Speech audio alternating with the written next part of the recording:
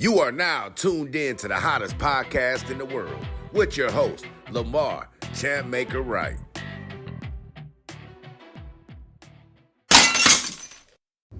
If you haven't heard about Anchor, it's the easiest way to make a podcast. Let me explain. It's free. There's creation tools that allow you to record and edit your podcast right from your phone or computer. Anchor will distribute your podcast for you so it can be heard on Spotify, Apple Podcasts, and many more. You can make money from your podcast with no minimum listenership. It's everything you need to make a podcast in one place. Download the free Anchor app or go to anchor.fm to get started.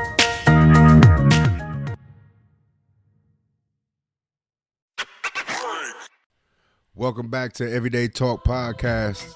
I'm your host. It's your boy, Lamar Champmaker Wright. We got a great listen for you guys today.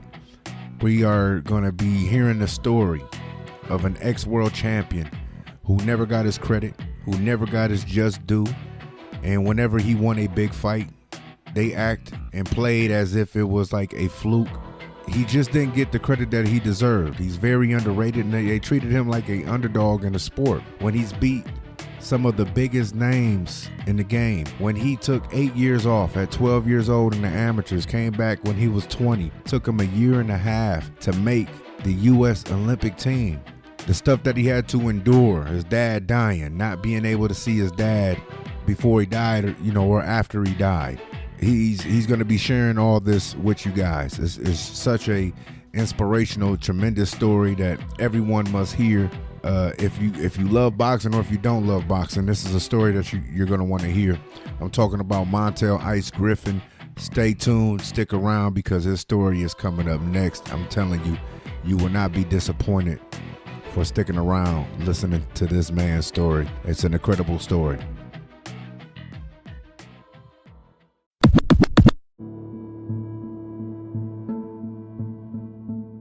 All right, welcome back to Everyday Talk Podcast. And like I said, Montell "Ice" Griffin. How you doing, Montell? Hey, what's going on? Everything good, man. Just sitting here trying to keep my head above ground, you know what I'm saying? Yeah, man. I mean, we're going through a crazy time, and I see you on Facebook. You going through it, man. You putting Michael Jackson versus Prince. Man, I'm so bored, man. I just be doing stuff just to be doing it, man. Yeah, man. So I mean, it's all a crazy time. So you ain't so you quarantine, you ain't training, you ain't doing nothing. I mean, the gym is closed. I mean, it's crazy. Nah, they sent out this it's just life is just crazy. Now they sent out an email on the 21st of March saying that they were gonna follow the mayor's the rule. So, business is gonna close. I'm in a real nice build. I don't know if you watch Black Ink. Yeah. Okay, I'm in the same building as them, so it's a lot of business, a lot of traffic.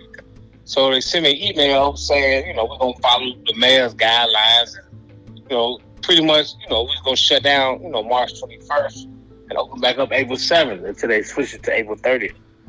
So everything was cool. I didn't hear nothing. So I would go to the gym, by myself, hit the bike or something, shadow box, just try to break a sweat or whatever.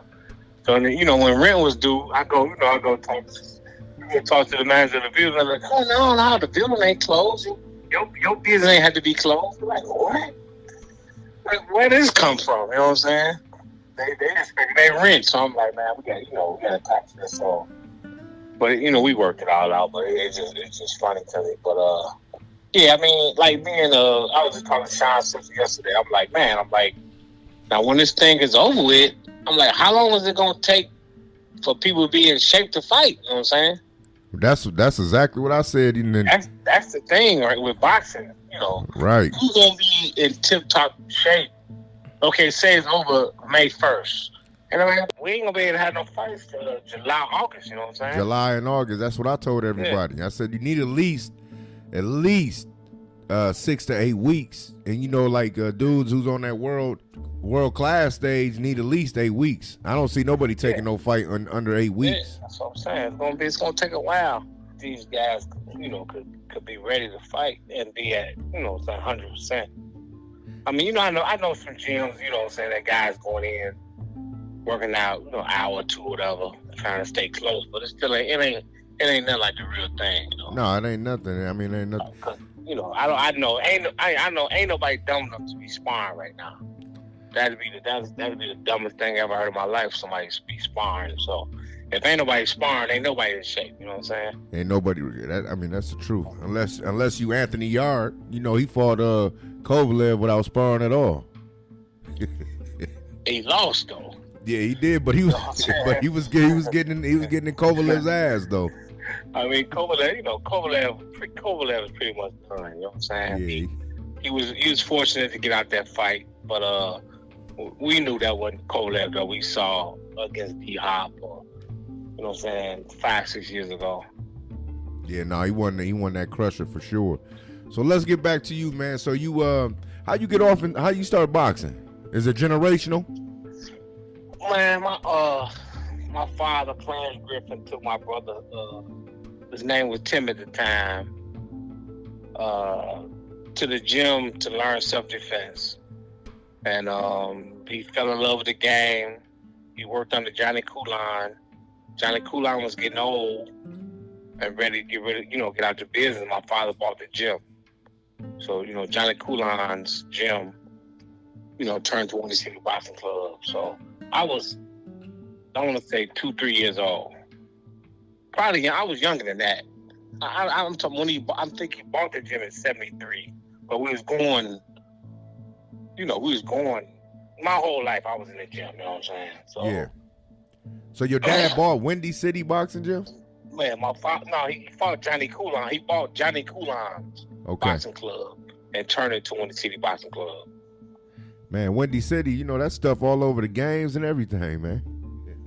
Yeah, but the best thing about it, my mother, we didn't get no money. My father, my father died in '83, and my brother, talked to out of, selling it, getting rid of it. He wanted to keep the gym, and he ended up giving it up. So whoever sold that name, Windy City Boxing Club, to the video games, they weren't getting paid. It wasn't my family.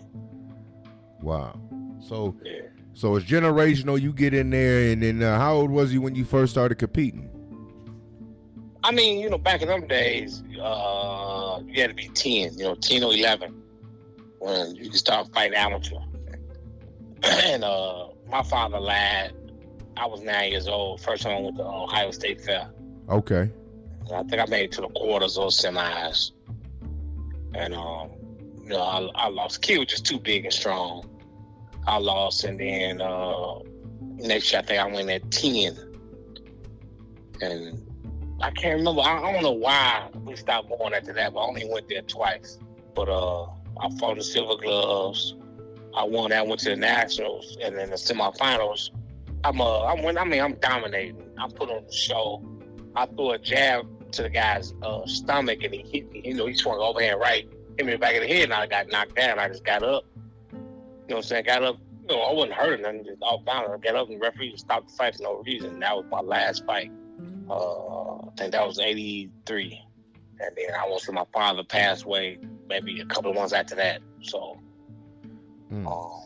So when something like that happened, man, like your father passing away, and that's basically the one who introduced you into the games, being your trainer. Like, how do you go on from that? Like, how do you pick up and get back into the sport? It was just crazy, man. It was crazy. Like I said, I can't. My mother, I guess she called herself trying to do the best thing that she felt was right. My father passed away. I remember, like, the week when he passed away, all my big brother, all the big guys, all the guys at the gym was picking me up, taking me to the gym. Everything was cool. I was working out. Everything was straight, man. My father passed away at this service, and then that Monday, my mother like, you ain't boxing no more. And it just stopped just like that. From 2 years old to 12, 13, in the gym every day of my life, and my whole life changed. And your mom said you ain't going back in there. Man, just like that, like like night and day. Just my whole life changed overnight. So what was? You know what I'm saying? So how'd you end up finding your way back into it, into the gym? Well, I was I just grew up as a regular teenager. Hanging out, drinking beers, smoking weed, trying to gang bang, get with girls. You know what I'm saying? I just didn't get in no trouble. You know what I'm saying? I made it through safe. And my friend Reuben Jones, one of my closest friends, we graduated in '88. A year later, this man get killed at a bowling alley, got shot in the head. And I think it just, when I saw Reuben in that casket, I hadn't mourned my father yet. You know what I'm saying? You got to remember one thing, too. My father passed away, and I never saw him. I never seen my father again. I just, my father got cremated, and we just left his remains in Atlantic City. He was in Atlantic City at a fight. So I never saw my father pass away. So in the back of my mind, I'm hoping, that, just he gonna show up one day. I don't know. I'm just living in a dream or a nightmare, whatever. And my friend Reuben died, and when I saw his body in that casket, I don't know, it just connected to my father, and I mourned both of their deaths at the same time, and I just went into a depression, man. Everything just went wrong in my life, and I just got fat and gained weight, depressed. Lost my job, my car broke down, just everything in my life just all messed up. And I'm sitting in the house watching TV. I get a call from my nephew. He like, man, what's up, man? What's going on with you, man? I'm like, nothing. I'm like, I ain't doing nothing. He like, you know what I'm saying? Why don't you, come out here in LA and start back boxing? I like, shit, that sounds good to me. I answered so soon. He probably didn't take me serious. He's like, nah, I'm for real. I'm like, shit, I'm for real. And from that day on, my goal was to get to LA. So I had, like I said, my car broke down. One of my closest friends who lived right behind me, his father was a mechanic. And I just told him, I said, look, man, I'm trying to do something to turn my life around. Y'all buy my car, fix it up, and do whatever y'all want to. He's like, yeah, like I'll give you $500 for it. Man, I didn't know, what it was worth. I'm like, all right, cool. And I bought a plane ticket and went to LA with $200 in my pocket. And shit, everything, happened from there. So you started back up. So how old were you at this time? I was, I moved to LA December 90. So I was 20. And this is the crazy part. Now, like, my mother knew boxing, but she was real religious, so she kind of, got away from it. But now this is so crazy. I moved December of 1990 after being off for 8 years, and I fought in the U.S. Championships in February of 1990. I trained for 1 month at the 8 years, and semifinals I broke my thumb. I couldn't fight it. I was fighting heavyweight too. I'm 5'7", fighting heavyweight because I was fat. I was 210. I was 210 pounds when I moved to LA, and I think I was like 197 my first fight. And like I said, I made it to the championship, but I broke my thumb, and I still went to the gym every day. I boxed righty, but my father turned me around when I was a kid. I was left-handed, but I went to the gym every day, and I just boxed softball every day. You know what I'm saying? To work on my right jab, trying to wait for my thumb to heal up. Then I came back. I think I got down to 180 something. My second fight, I got my nose broke. So I'm like, man, these big boys hitting too hard. I'm like, I get my fat ass in shape. And like I never thought I was gonna stop at 178. I thought I was gonna be able to make 165. But and at this point, you really don't know because the last time you competed was a junior. I don't even remember. So I don't remember learning how to box. I don't remember training. You know what I'm saying? I was 12. My father passed, going on 13. So I didn't do nothing for 8 years. Wow. And I got, my second fight, I got my nose broke. And by that time, while my nose is healing up and I was waiting for the Golden Gloves to start, I made it to 178. And, you know what I'm saying, because, you know, my whole goal was to make the Olympic team. That's why I moved to LA at the time. So, you know, time was against me. So when I went to go sign up for the Golden Gloves, I said, I don't have time to fight novice. I said, because, you know, time was running out. So I lied. I had 2 fights. I lied and wrote down I had 12 fights. And I fought open. And I won the open, you know, Golden Gloves in California. I won the regionals. No, I ain't say that. I'm listening. Oh, yeah. I won the Golden Gloves, the California Golden Gloves. I won the regionals. And then I went to the nationals. And I fought Jeremy Williams, my 3rd fight. It was my 3rd fight in the tournament. It was my 7th fight. My 7th fight in 8 years. I fought Jeremy Williams, who probably was the best light heavyweight in the world. And I fought him in his hometown of Davenport, Iowa, at the National Golden Gloves. And I'm sorry, not Davenport, Des Moines, Iowa. And you know, I won the fight. I mean, the fight is on YouTube. I mean, he told me I beat him, you know, after the fight. And after that fight, I brought a lot of attention to myself. People stopped, you know, paying attention to me then, you know what I'm saying? I felt pretty good, you know what I'm saying, fighting Jeremy Williams in only 7 amateur fights in 8 years. He was the top dog, and like I said, that put me on the map. And man, where did this kid come from? Because at this time, nobody know you. Right. I mean, people just was walking up to me like, "Where are you from? Like, who are you? Like, where did this come from?" And you know, they just couldn't, you know, they couldn't understand my style because I'm 5'7", but I fought on the outside. You know, so I boxed. And because, you know, watching Muhammad Ali and all these, you know, those guys, you know, I didn't know I was going to be a midget. So, you know, I'm watching all these guys boxing, slickness. And I just like all the guys who didn't get hit. That's what I looked up to. Mm-hmm. Jersey Joe Walcott, Willie Pep, Sugar Ray Robinson, you know what I'm saying? Like, my father loved Joe Louis, but for something, Joe Louis just didn't do nothing for me. I'm like, I don't want to fight like this. And then I saw Cassius Clay, and after that, it was over. When I saw that, it was like, this is who I want to be, you know what I'm saying? So, basically, that's why I stole his style, you know what I'm saying, without the leg movement. You know, nobody, I think Larry Donald probably the only heavyweight that got Cassius Clay legs, but, you know what I'm saying, that's just, you know what I'm saying, who I looked up to. So, people was just like, man, like, where you come from? They just couldn't believe it, you know what I'm saying? And, I didn't talk too much. I just told people I used to box and I quit and, you know, and came back. And so at the National Golden Gloves, you know, I won all little national tournaments, small national tournaments around California. I won the Gene Lewis. I won the blue and gold. And I just, you know, things just started rolling. So when it was time to go to the U.S. Championships, so I had been boxing a year. My condition was right. My weight was right.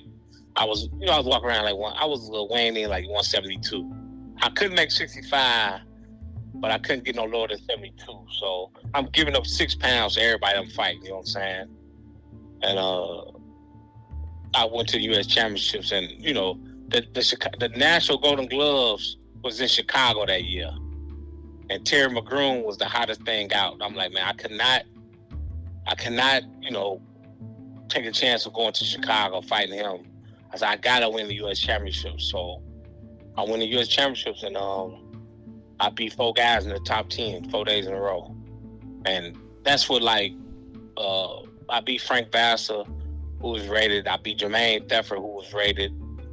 I beat Denard Trapp, who was rated. And that third fight, like, you know, every night I fought, like, you know how a tournament going on with 3 different rings. Yeah.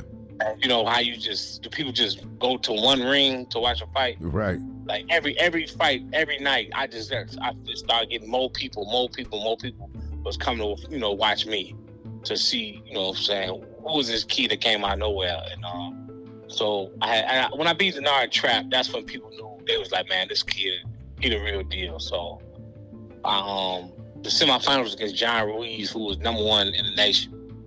So the whole gym was packed at our ring, and I pulled it out and beat John. And after that, you know what I'm saying, I just I was a respected guy. I mean, I was number one in the nation. I was in the Olympic trials, so that was locked up. So I got that out the way. So after that, USA Boxing just started sending me to international trips so I could get more experience. So at this point, what is it? It took you what, 3 years to make the Olympic team at the time, or it took me a year. 1 year? Yeah, a year and a half. I had 30 amateur fights when I made the Olympic team. So you did something that's like it's I can't say it's impossible because you did it so almost impossible. I think George Foreman and Deontay Wilder did it in less fights. Well, that's heavyweight though. Yeah, I mean, that's heavyweight in that division, light heavyweight, and they got more skill level than the heavyweights. So it's like I didn't even know that, man. I mean, I already respected you for what you done because I always thought you were a very underrated professional, and I really believe that I never got no credit because nobody never took me serious. Like, it's like my whole career I was a fluke. You know what I'm saying? Like, nobody never just said, okay, wait a minute, yeah, this dude for real. It was like everything I did, it was a fluke, so I never really got credit for it. So yeah, like something happened. You got lucky, man. But but if people check your resume and see the people who you fought, right? But my whole I never got the career. I never got the respect I deserved. Never my whole career. And that's crazy. So you go on. So you make the Olympic team in a year and a half. I make the Olympic team in a year and a half. So which is unheard of. Then you go to the Olympics.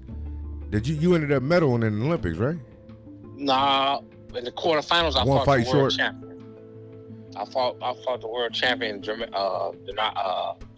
Torsten Mai, and he's 6'5", I'm 5'7". I out jabbed him, and he was a southpaw, and he threw a long right jab, and I went left hook over the top and bust his eye open during the fight on national TV, bleeding like a pig, and they wouldn't stop the fight, which is something I've never seen in my life.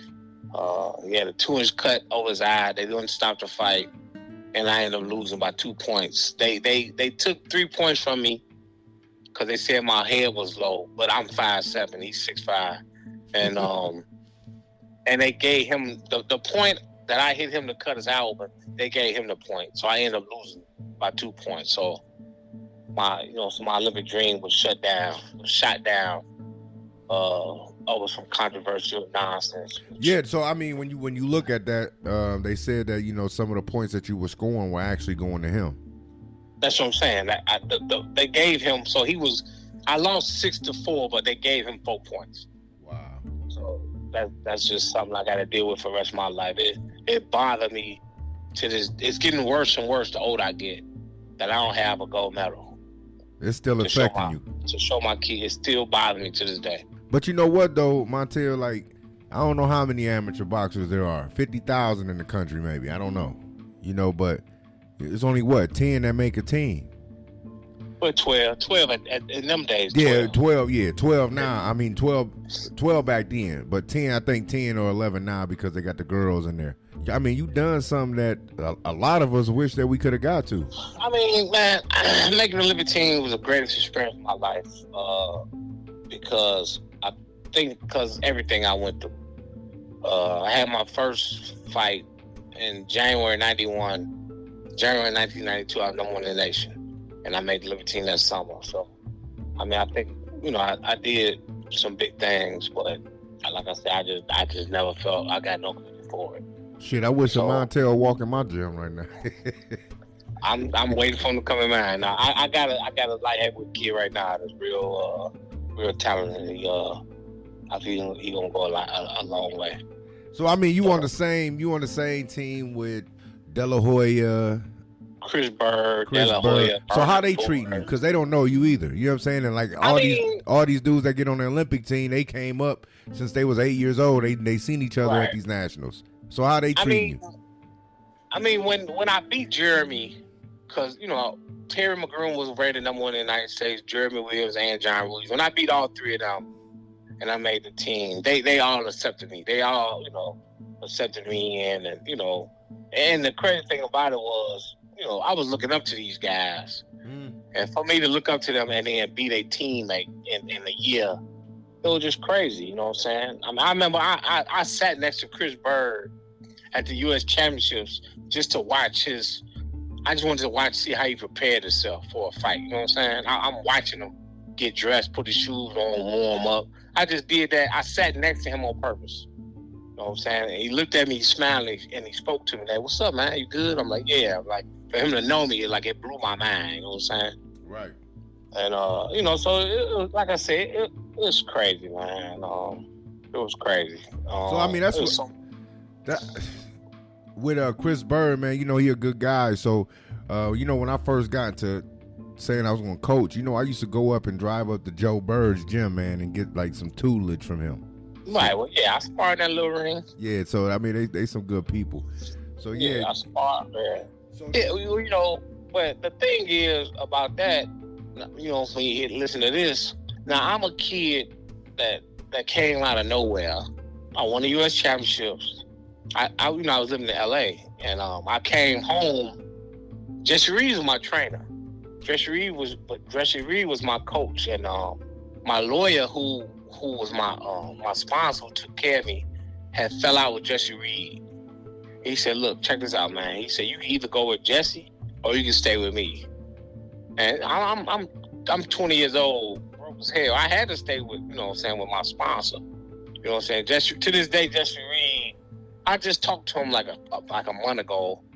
But Jesse Reed had been putting me down. I mean, Jesse Reed just couldn't accept that we end up, we end up going our separate ways. But it had nothing to do with Jesse. It was just, I just needed a place to stay, you know what I'm saying? So, to get to the point, after I won the U.S. Championships, I got cool with Chris, and I called him. I said, "Man, do you mind, could you ask your father, do you mind if I come there and train with y'all for the Olympic trials?" And his father said, "Yeah." And I just flew. These people didn't even know me. I flew to their home in Flint, brought my bag, and I trained there for Olympic trials. And that's how we got cool as hell. So that just show you what you said about Joe Bird. This man, opened up his home to a kid that he didn't know. And, what I'm saying? It was a great experience for me. Yeah, Joe, wow. I was shocked how open he was to just like give me this game. I thought that was my ace card because I'm kicking it around all the old teachers. See, there ain't no more teachers in this game. So I want to be around these old teachers. Yeah, they dying off, you know what I'm saying? All the guys that, we saw coming up, man, they pretty much out of here now. Yeah, man. So you get to the Olympics. After the Olympics, what decision do you got to make as far as going pro? How'd that process go with?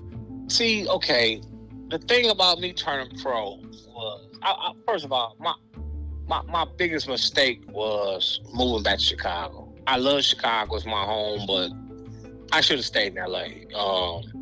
Chicago is a different type of city. No black athletes really get no love.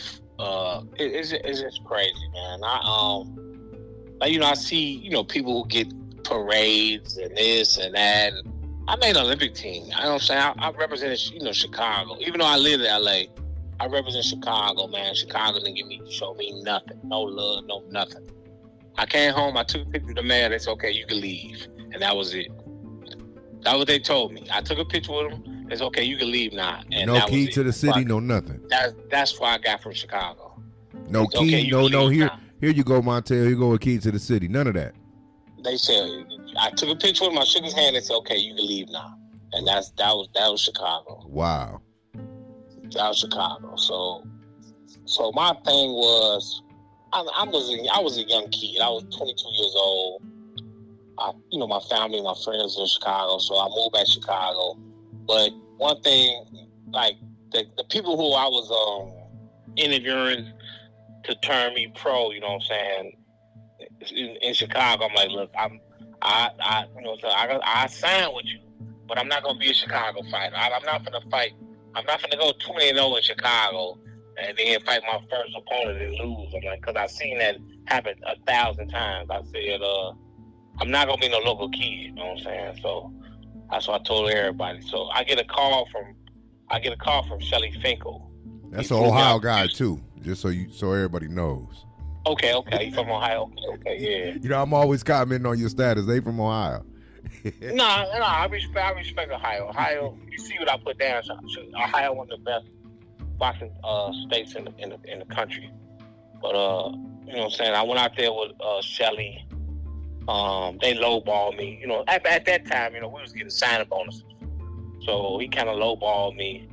And at the time they had Egerton Marcus. I'm like, you got a heavyweight. You know, so why you want me? And you know, Shelly said something to me that really turned me off. He said, well, he won't be around too long. And I'm like, you gonna say that about your own fighter? I was like, that's crazy. So, you know, I ended up going back to Chicago. I get a phone call from Jackie Callan. She's like, man, James wanna manage you. Come to Detroit. We wanna check you out. I'm like, all right. I go out there. James who? Tony? James Tony, yeah. James Tony supposed to be my manager. He picked me up in the Benz, took me to his house. I stayed with him. It was great experience, man. You know, he was my favorite fighter, so I felt like a kid in a candy store. You know what I'm saying? Hanging with James Tony and you know, I'm going to gym training every day. And Bill Miller, you know, he's like, hey, Montell, you know, I want to see you spar. You gonna spar James tomorrow? So I'm like, you know, in my mind, I'm shook. I'm like, oh my God. But on the outside, you know, I'm cool. I'm ice. You know what I'm saying? So I'm like, all right, let's do it. You know, I sparred James. You know, when I sparred James, that's when I knew that I was good. I was you know, he was a 2-time world champ. I was an amateur. I sparred James, and James told me, he said, man, it's like I'm sparring a mirror of myself. He told me that, and I'm like, okay. And I sparred James, I sparred Booker T. Word, and I sparred Dennis Andres, and I did my thing. So they, you know, Bill and they was all happy that, yeah, you know, we want to sign you. And Jackie, you know, she came with a number that I didn't really agree with, and I ended up going home. You know what I'm saying? And I ended up signing with a manager here in Chicago. He pretty much paid me what I wanted, and I turned pro. You know what I'm saying? But like I said, I told him, I said, man, I'm not gonna be no local kid, man. And he said, I promise. You know what I'm saying? So my first fight was in Denver. So, and you know, being an Olympian helped me out too. So I was able to, you know, move around. And you know, after I think my 7th fight, I ended up getting with Eddie Futch.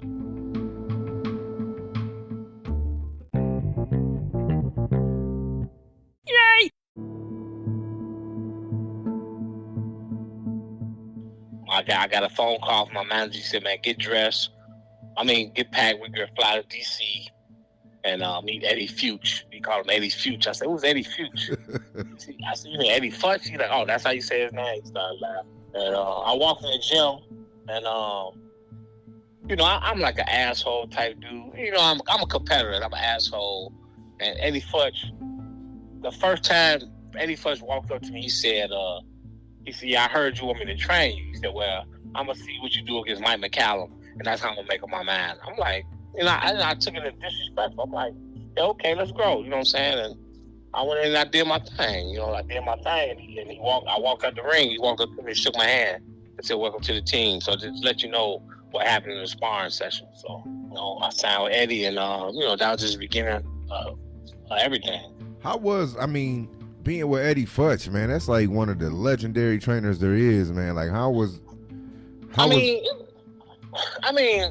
know, Eddie Futch is Eddie Futch. He's a legend, he's great, you know what I'm saying? But, you know, I'm a Chicago kid, and I'm a Muhammad Ali man, you know what I'm saying?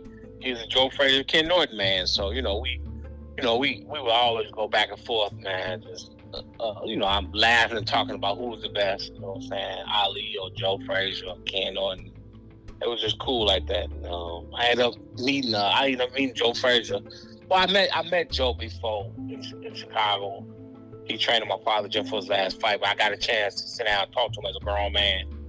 Cause, you know, actually, Joe Frazier and Barry Gordy was at a party with Eddie Futch, and that was pretty cool. But it was just, man, everything was just, you know what I'm saying? And even though I was living in Chicago, I was training in Vegas, so I got a chance to, you know, get away and, you know, get focused. And I love training out there. I love them hot gyms, man. The hotter the gym, the better I liked it. But it was just fun, man. I had a lot of fun. sparring fighters, and I work with Jesse Reed, I work with Eddie Futch, I work with Dale Torrance, I work with Georgie Benton, saying, in Houston. I work with a lot of guys, and all the stuff. Georgie Benton was another one, man. How do you compare him and Futch? I mean, they work together too. So, Georgie Benton was in the corner of Joe that third fight with Ali. So, what I'm saying, Eddie and Georgie Benton. I mean, the whole thing to me, man, is technical coaches who teach defense. You know what I'm saying? That's what type of coach I love, man. You know what I'm saying? Like I tell everybody, it's life at the boxing. You know what I'm saying? There's a lot of, some few coaches that taught offense, and they fighters was great offensive fighters and had no defense. So I love technical guys. George was a slick guy. You know what I'm saying? Eddie Futch was a technical guy, and just that was my style. So it all worked out. And, it clicked all together. So you go what you pro for 5 years, you're doing your thing, and then here you go, boom, you get your shot against a prime James Toney. How'd that go? Like, well, being the amateur Olympian, coming, him wanting to sign you, and 5 years earlier, and then now you got your shot against him. Well, just three. I sparred him in '92. Oh, it's 3 years. '95. Yeah, we fought in '95. So, actually though, what gave me the confidence to step up and start fighting greater, better fighters was I fought in the Forum Budweiser title in '94. I fought David Vetter, who had fought for the world title twice. Then I fought Ray Lathan, who was 14-0, 13 knockouts.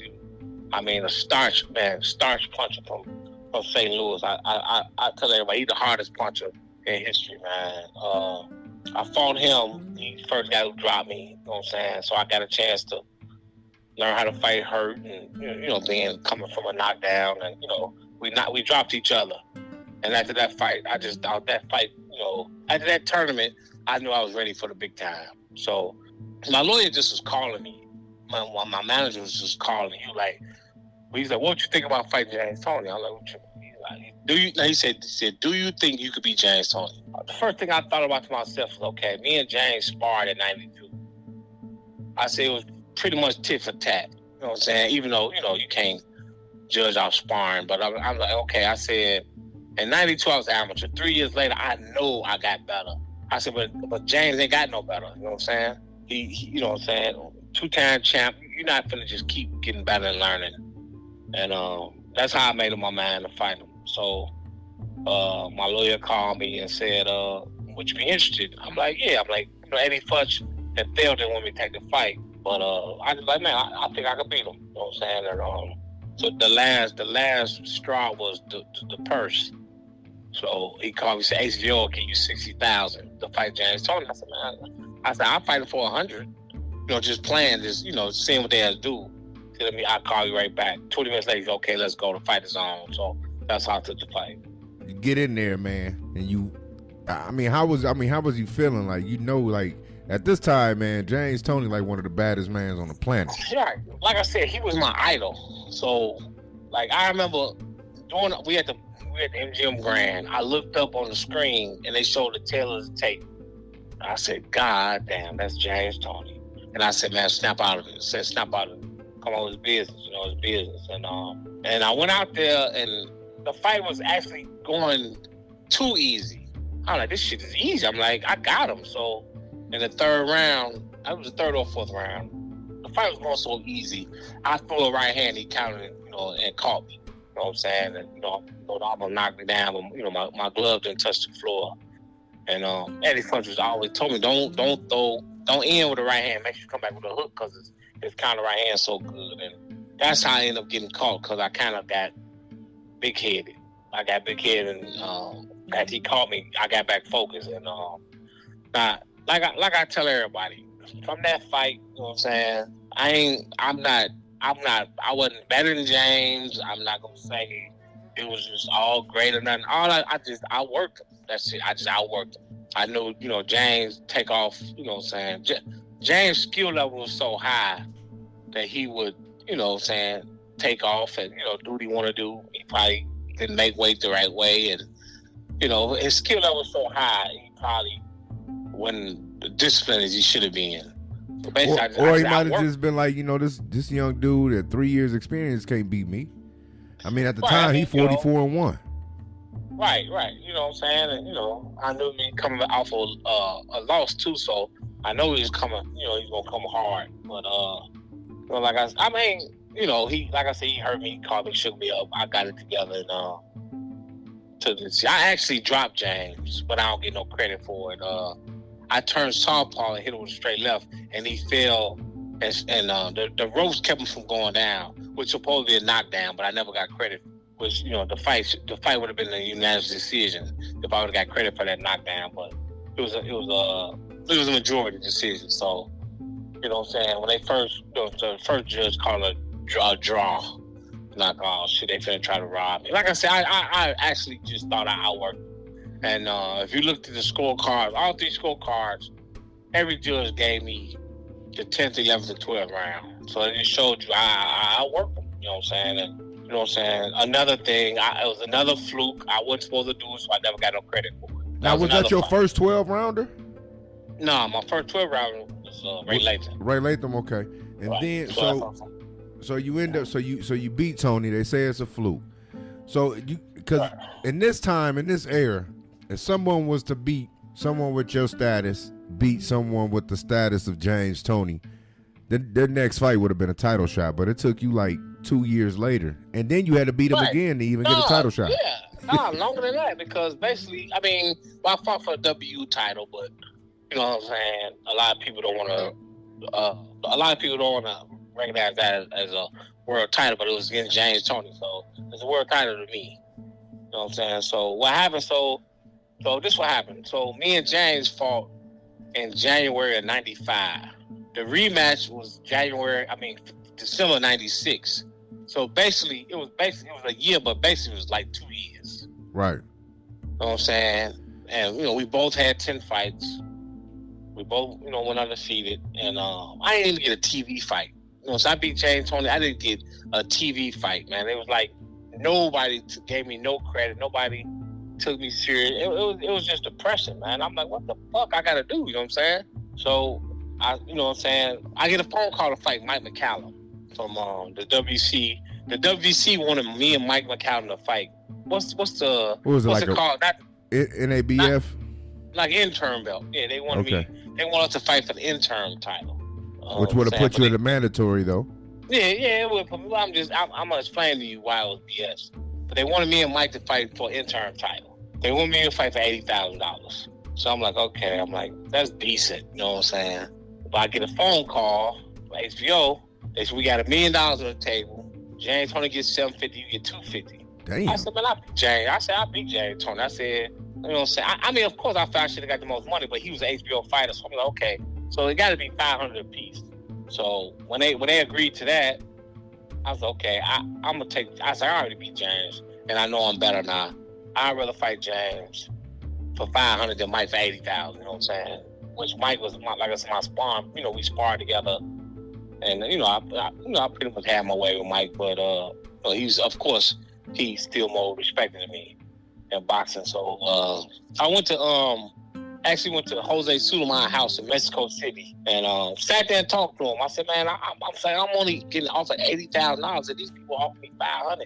He said, well, no, don't worry about it. Just win and you're gonna be okay. And I'm like, man, I can't turn down this much money.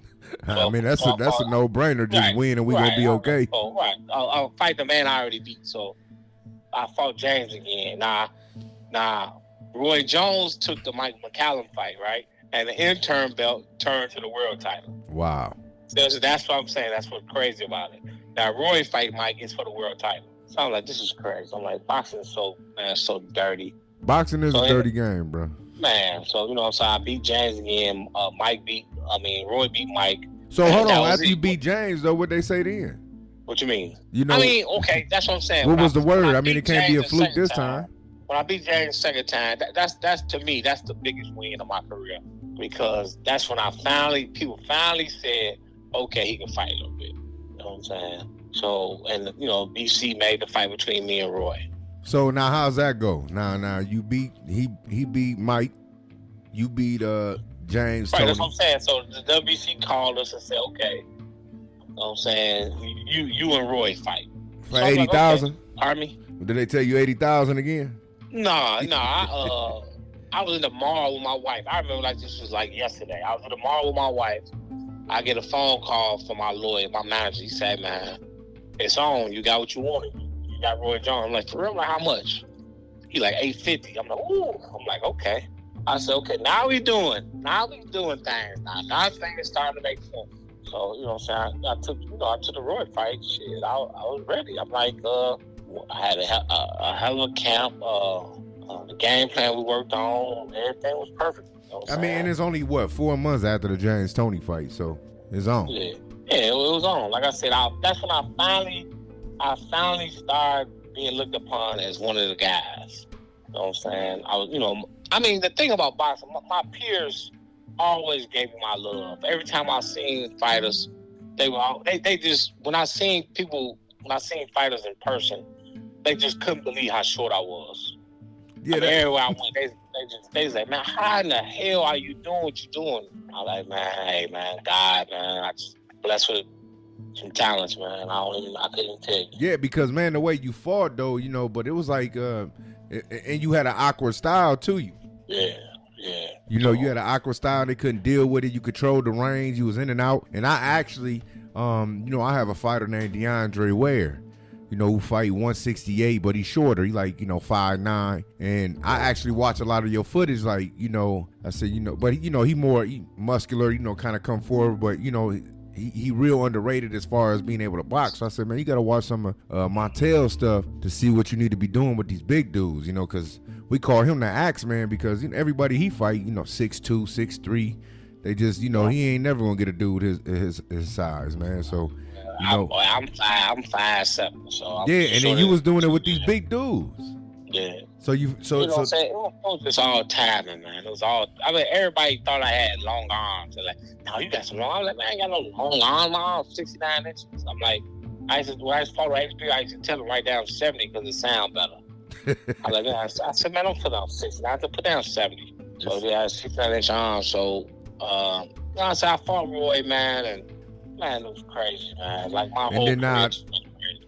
When you fought Roy the first time, and the way that fight ended, that ain't what you needed, man. Because just the way your career, nobody respected your career and what you done that far, and then that happens. But if people don't look at the fight, man, before that even happened, some people could even had you up on the cards, but you were fighting Roy Jones.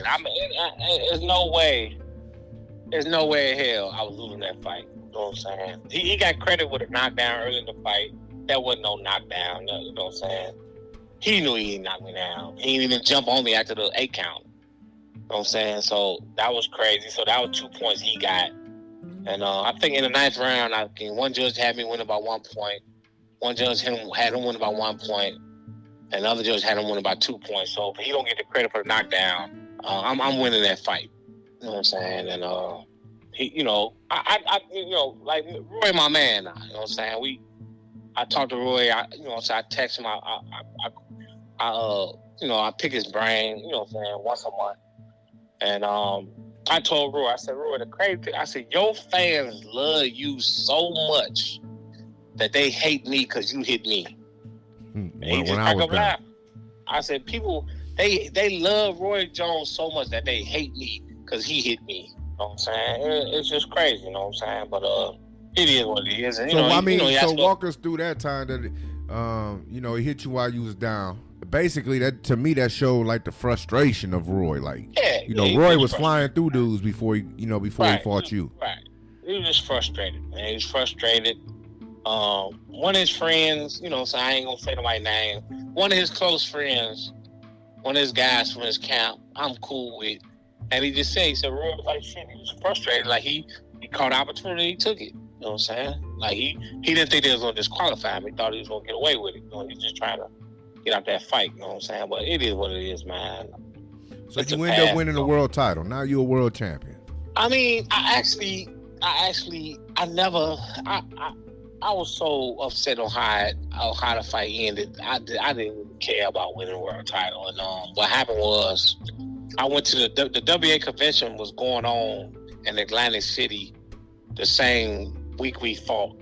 And I went to the WC convention after the fight, and everybody there was like, "Look, man, you won that fight. Like, don't care. I don't care what nobody say. You the world champ." And you know, it kind of helped me. It helped me coming from my peers that they were telling me like, "Man, you won that fight." You know what I'm saying? Bill's Lane told me the same thing. So it started, you know what I'm saying? It started sinking in, dripping in, you know, and I started, you know, accepting that thing. And I you know what I'm saying? The winner of that fight is supposed to fight Tommy Hearns. And, you know what I'm saying? I wanted to fight Tommy so bad just to get his name on my resume. And, you know, I ain't no puncher finna beat me, you know what I'm saying? You know what I'm saying? No guy that's, you know, trying to load up and hit guy, you know, Tommy wasn't gonna beat me. The fight didn't, you know what I'm saying? The fight didn't happen. And Eddie Fuchs got a fight with Steve Collins in Ireland for $2 million. WC ordered the rematch, and he's like, "Man, look, you know what I'm saying? We can fight Roy later, man. Let's go make this, you know, this money." And I was cool with it. You know, Panos, my promoter, fought against it hard. No, we gotta fight. You know, we gotta fight Roy. We gotta fight Roy. And, it was crazy. So I took the rematch. Now, did you have more of a negotiation as far as the money? I mean, I had heard that Roy made 3 against me, so I said I want 3. The second fight, HBO said they only had 2 and all this, and we going back and forth. I'm like, well, shit, I could fight Steve Collins for the 2, you know what I'm saying? But you know, my manager and promoter, you know, they just keep pushing for this rematch, you know what I'm saying? And you know, I go to the rematch now. I'm saying this to you right now. It's the past is over. Man, I didn't warm up 5 minutes for that fight. I didn't warm up 5 minutes for that fight. HBO forced me to go out. It was just crazy. So I heard something like that. Wasn't there like a delay or something, and they just rushed y'all out? I didn't warm up 5 minutes for it. And it was a pay-per-view fight, so they didn't have to rush. I'm finna break it to you. I'm finna break it down to you, bro, like this. Every pay-per-view fight, ain't no time in the schedule, right? Right. So, don't you know how they show the stories of the training camp going up to the fight? Yeah. They didn't do that. They didn't even do that for us. They said you got 5 minutes to get in the ring. What happened? Casey Crooms, one of my trainers, went to Roy room, watch him get wrapped, and I think Murkison came out of room, whatever. My trainer came back. He said, "Man, something ain't right." I said, "What you mean?" He said, "Man, Roy ready." I said,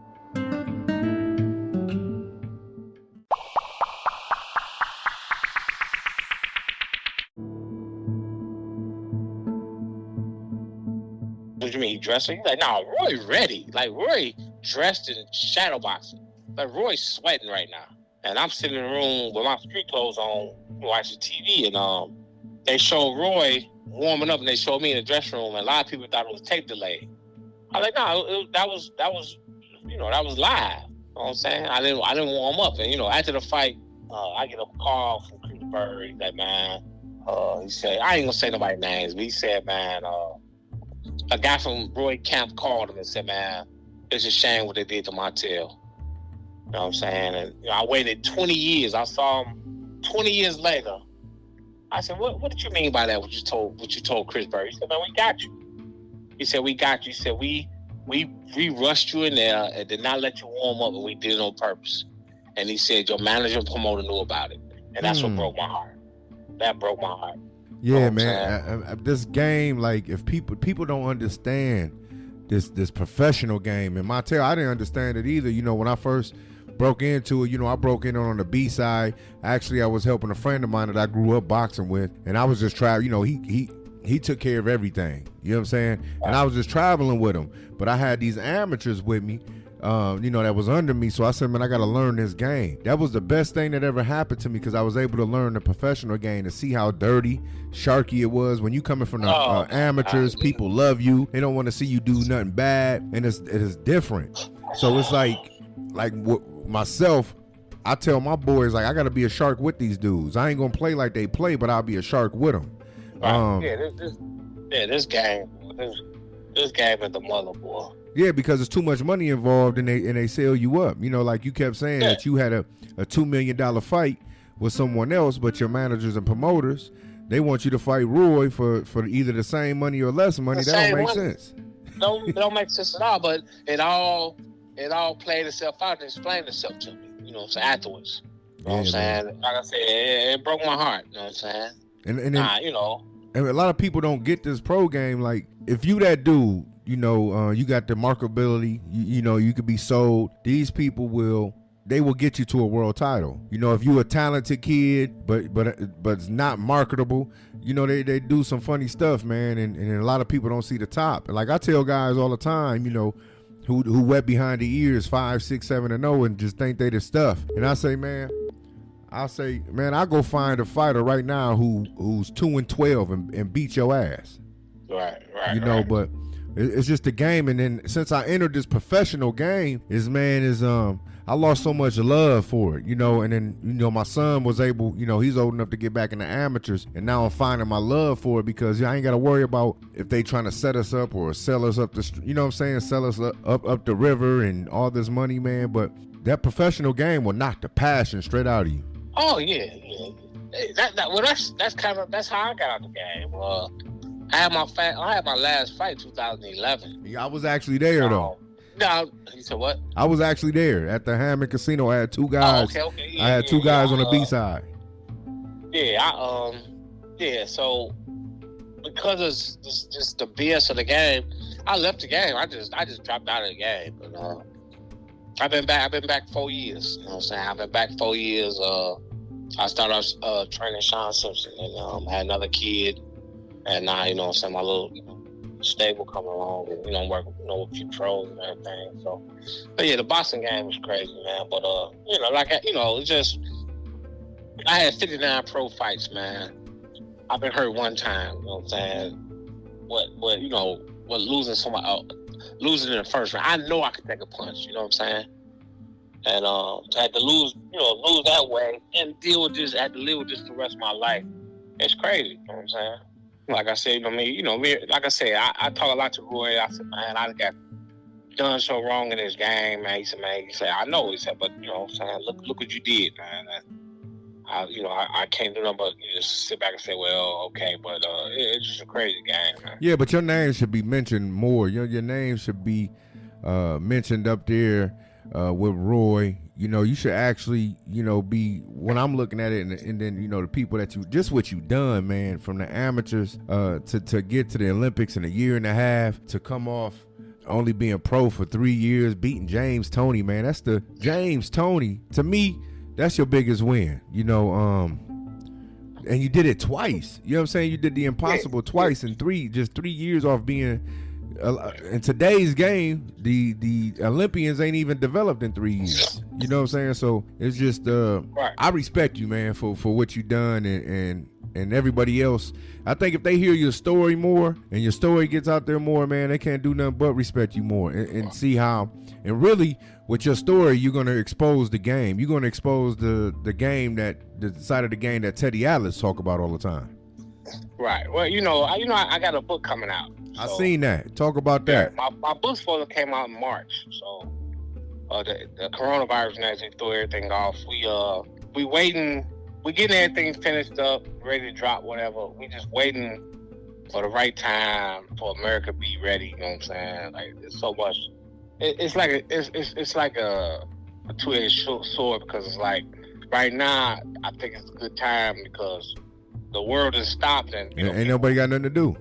Right, ain't got nothing to do, but like you know what I'm saying, the publisher company saying ain't nobody spending money right now though. So you know what I'm saying. So it's just like I said, it's just bad timing. But I just think, you know, once people hear my story and see all the BS, like I tell everybody, I wasn't the greatest fighter ever. I don't have the best life ever, but my life is just so interesting and crazy that I think it's worth, you know what I'm saying, to come out with a book. I've been getting people over the years just ask me, like, you know, I listen to my stories and they like, man, you got to come out with a book. You got to come out with a book. Yeah, I was just sitting here thinking, right. But then I remember seeing on your Facebook that you just put that out there that that your book is ready to go. Yeah, like I said, it's supposed to drop in March, so we just waiting for the right time. But and what's the name of the book? The Ice Life. You know what I'm saying? So how you get the name Ice? See, that's another crazy story. Unless you want to save it for the book and the people can go get your book. You said what? Just save it for the book so they can go get your book when it come out. That's another crazy story. But Eddie Fush got the credit for calling me Ice, but it really not. That really ain't how it happened. But I'll just leave it at that. But man, I'd have been in the ring with Hall of Famers, sparring, fighting, whatever, and man, I done did my thing with all of them. You know what I'm saying? So now let me ask you a question though. You was a light heavyweight, so you would have never had to see him. Now this question has been raised a lot. You know, with James Toney and Roy Jones they fought middleweight. But they said that both of them always ducked one person. Do you know who that one person is? Wait, you said what? You know, because Roy and James Toney fought middleweight. Right. But they said while they were fighting middleweight, both of them ducked one middleweight. They didn't want no parts of this middleweight. Do you know who that person is? Who is that? They say is Gerald McCollum. I mean, I heard that about Roy. You know what I'm saying? They fought in amateurs, and I think Gerald, beat Roy and everything. I seen James and Gerald spar. You know what I'm saying? I talked to guys from Kronk, and they never really just came out and said who really dominated or nothing. So I can't really, and especially James fought everybody, so I just can't see James not wanting to fight Gerald. But, you know what I'm saying, I understand. Like I said, Roy fought Gerald, lost to him in amateurs. But, man, Gerald McClellan was a monster, man. He was a beast, man, with his punch of power and everything. But, with Roy's speed and James' technical ability, I see them both being able to be successful, if they had to be, you know what I'm saying? So I believe Tony would have stood up to it. And Roy was like one of my, that was my era. I came up in the 90s. I was growing up in the 90s. That's all it was Roy and Felix Trinidad. Right. You think he could have Roy could have took that punch from Gerald? I mean, we'll never know. I mean, like I said, Gerald got some losses on this record against two guys who I don't think is good as James or Roy. So, it's all about styles, man. Yeah, you're right about that. Right. We can't bring up taking punches, you know what I'm saying? I mean, Roy Jones was 36, 37 years old, put on 20 pounds of muscle and took it off, and his body just ain't handled it right. And, Tom and, Ben Johnson, all them guys caught him, but, I'm not going to say Roy didn't have a chin, you know what I'm saying? But what I think was when Roy, when he lost to them dudes, because Roy was just an exception of the rule.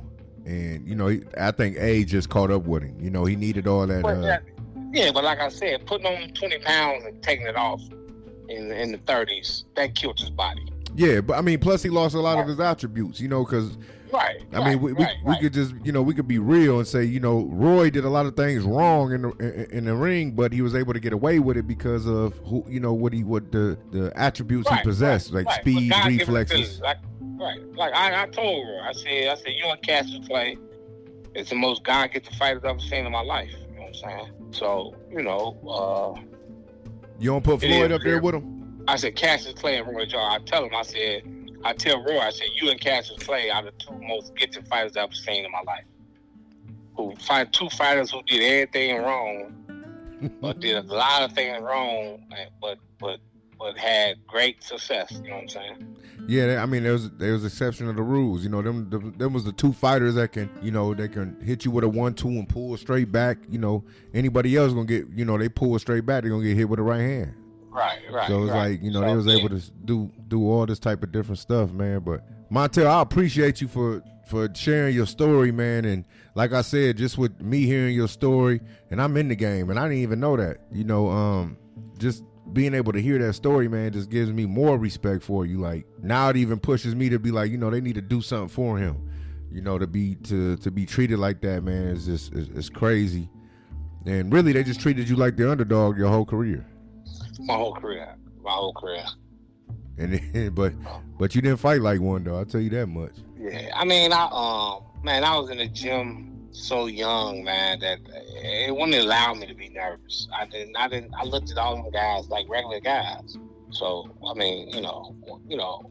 And another thing, you know, saying I ain't bring up or say nothing, but like a lot of, like I didn't tell a lot of people stuff because I didn't think they was gonna believe me, or I ain't feel like going through it and everything from high school to amateur boxing to like Yahya McClain. He said something to me. I showed him my album, my picture album, me being with Muhammad Ali.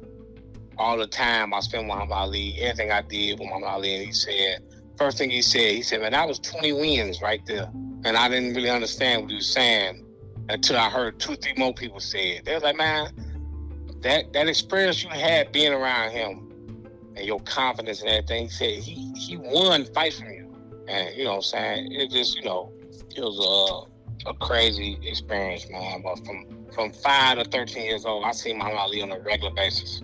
Yeah, see, I mean, that's special, man. I wish I could have, you know, been able to meet Muhammad Ali, because when I first started, you know, when I was boxing, man, you know, that was my idol too. And, you know, I'm a 5'11" super heavyweight, and I'm trying to do stuff on the ropes like Ali, man. My trainer used to get so pissed off, man. Man, you ain't Ali, man. Your fat ass can't do what he do. You know what I'm saying? Get off the ropes. And but he's just so inspiring, and that wasn't even in my generation. You know what I'm saying? And but just watching all his fights, man, everybody wanted to be like Ali. Everybody wanted to be like Ali. But to have that type of experience, man, so how was you able to be around him like that? Well, like I was telling you, Ali trained. My father's gym was on 63rd Street in Chicago. I don't know if you ever heard of Hyde Park. Hyde Park is one of the best neighborhoods in Chicago. Ain't that like in the Inglewood area? No, it's farther north. Okay. Inglewood is like the worst neighborhood in Chicago, but it's like, I mean, it's maybe a 15-minute drive. But the crazy thing about Chicago, the bad neighborhoods was in the best places in the city. You know what I'm saying? Right. Like all the projects, all the bad neighborhoods is in the best place of the city. So when they knocked all them buildings down and cleaned them out, now it's $1 million condos there. You know what I'm saying? Right. So, but Hyde Park was 10 minutes from my father's gym, and him and Ali got real cool. And Ali just say, when I'm in town, can I come train here? And my father said, yeah. And they got real cool, and that was the beginning. I remember I was 5 years old. Like I said, I watched Joe Louis is my father's favorite fighter. I watched every Joe Louis fight, but I just never was no Joe Louis man. I don't know why. I was 5 years old and wasn't a Joe Louis man. And I watched Sugar Ray Robinson, Jersey Joe, Willie Pep. I watched all these guys on projector screen. And my father showed me Muhammad Ali, and it was over. It was over after that. When I saw him, I didn't care about no other fighter. I remember like it was yesterday. I was 5 years old. My father said, remember that guy you seen on TV that you like? He said, we could go see him. And I'm like, yeah, whatever. I'm like, okay. I just get in the car and ride. I ain't gonna call my father a lie. I'm just like, okay, let's go see. And we walked in the door, and I saw Muhammad Ali, and it was like a line of people, and he was passing out money to each person. And I was like, man, this is crazy. I'm 5 years old. I said, man, this is crazy. And when all the people left, he looked at me and said, man, come here. And I jumped in his lap, and he kissed me and gave me a hug, and my father took a picture. And after that, it was on. The love was there. Man. And so from 5 years old to 13, I seen him on a regular basis. And I think that's what made Ali so great, man, because, his personality almost beat his talent. He was just, man, all around was just great. Yeah, he made everybody feel good about themselves. Yeah, man. He made everybody feel special. And like I told Layla, you know what I'm saying? I was there. I remember Layla came home. I went to the house. I saw it and everything. But, as grown-ups, I explained everything to her. I said, you just like your father. Like, you make everybody else feel good. And she was like, man, that's cool. You know what I'm saying? So it was cool, man. It was just a great experience. Like, I didn't even know how big it was till I got older. I just was just seeing people, how they reacted when they seen the pictures and stuff. They like, what? Like, man, you know this man? And I'm like, yeah. I'm like, don't everybody know my Ali? Like, I'm over his house all the time. And they just, they just couldn't believe it. Yeah, I mean, look, off your story, I mean, that's the same thing I tell my son, man. But he only 12, so he really don't get it. He get to be in the gym training with world champions daily. He get to see other world champions coming in and out the gym when they come up here for training camp. But he'll probably click when he get older. Like, man, I was around all them dudes. Right, and that was me. You know what I'm saying? I was around Jimmy Ellis, Tony Tubbs. Tony Tubbs was my roommate. Well, I was his roommate. Every time I went to camp, I stayed with Tony Tubbs and Larry Holmes. I was in the dressing room with Larry Holmes. You know what I'm saying? And the crazy part about Larry, Larry ain't never really been the most friendliest guy in the world. You know what I'm saying? You don't really know what Larry you gonna get with if you talk to him. And I walked up to him at the bartender dinner in New York. I said, I was in Deer Lake with you in 1977. He like, what? And his whole attitude changed. And I just broke it down to him, told him all the stories, and he's like, man, that's great. I said, well, take a picture with me, champ. And he took a picture with me. From Easton, Larry Holmes. Yep. Yeah, that was the man that had one of the baddest jabs ever. Him and Bob Foster. Yeah, Bob Foster, Larry, Sonny Liston. There's a lot of guys have some real good jabs. They don't. I mean, everybody say Larry fast all the time, but there's some guys that had some hell of a jabs. Bob Foster had a hell of a jab. He was long as hell. Sonny Liston. A lot of the guys have a lot of good jabs. People don't even bring up Bob Foster, man. But see, when I was a kid growing up, I was that dude on them classic fights. I used to love watching them classic fights. Man. How old are you? 37. Oh, you a baby? Okay. Yeah, man. But I mean, I love this sport, man. I love it. But like I said, people need to hear the real stuff about this professional, man, because it'll knock the passion right. Now, I even thought about, man, I mean, is this where I want to be in as a professional trainer, dealing with all these snakes and fakes, man? Because I really want to be in my city, like saving these kids and giving them different paths. If I get a world champion out of it, that's a bonus. Right. I feel the same way. You know what I'm saying? I'm still, working on having my first world champion. Like I said, only been back in boxing 4 years, and but with my gym, I got a lot of after-school programs. So I got after-school matters. I got non-profit, and I have a youth class. So we're making a lot of making a big deal. Yeah, Tony love you, man. Tony Simpson. I talked to him. That's my guy. We came up through the amateurs, our boys. Through the amateurs, man, and. Yeah. I talk to him all the time, man, and he talk highly of you. Yeah, I mean, I just I think what I'm saying, I ain't gonna take all the credit, but I think I made Sean Simpson a much better fighter. No, you definitely got, man, with that boy, man. I remember seeing him as a baby, man, like. Yeah. And I remember looking at him for the first time at a tournament. I believe it might have been the Silver Gloves or a JO tournament. I was just like, that little kid gonna be nice. He gonna be special. Yeah, he real high skill level. He listen, he do everything I say, and I know he feel confident with me. You know what I'm saying? That's a major thing about boxing. When you have that confidence in your trainer, you know what I'm saying? Listen to what he got to say in between rounds. I mean, during a round, if you get a break, look at listen to your trainer, hear what he's saying and everything. So. That's all, I try to bring it. I always tell everybody, man, I'm going to be a much better trainer than I was a fighter because I was limited as a fighter, you know what I'm saying? As a trainer, I'll be able to, you know what I'm saying, everything I went through in boxing, from the highs to the lows, I could tell you, you know what I'm saying? My motto is, any question you ask me about boxing, I got the answer, you know what I'm saying? So that's why, I'm 50 years old now. I ain't the kid no more, so now I'm trying to be, the respectful older guy, man, that people, go listen to me because I know how to carry myself, and, I demand respect, you know what I'm saying? I know it ain't hard to get, and plus what you getting, when you 50 years old, all that knowledge that you had when you was younger is just marinated, man, and make it even better. Montell, like I said, man, I appreciate it, man. I appreciate you sharing your story, man. For everybody who's listening, make sure you guys go out there and get his book when it's released. When do you think it'll be released? When this is over? Ice Life, man. I'm hoping no later than May. I'm hoping May, June for sure. Like I said, it's done. Everything's done. We just getting a game plan. Yeah, they need to go get it, man, because pretty sure what we heard here today is just a snippet of it. So I'm definitely gonna get it, man. It's some crazy stories, bro. Crazy stories. Yeah, I'm definitely gonna get it, man. And you just keep me posted and let me know. Man, look, I'll send my book to you. Get it signed.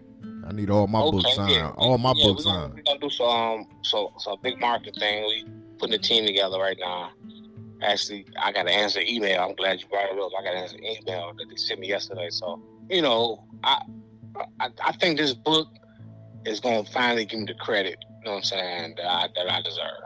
Yeah, and you might need to go on tours into these boxing gyms, man, with that book, for real. Yeah, I'm going to do whatever, you know what I'm saying, do whatever, you know what I'm saying, do what I have to do, get out here and try to help people, man.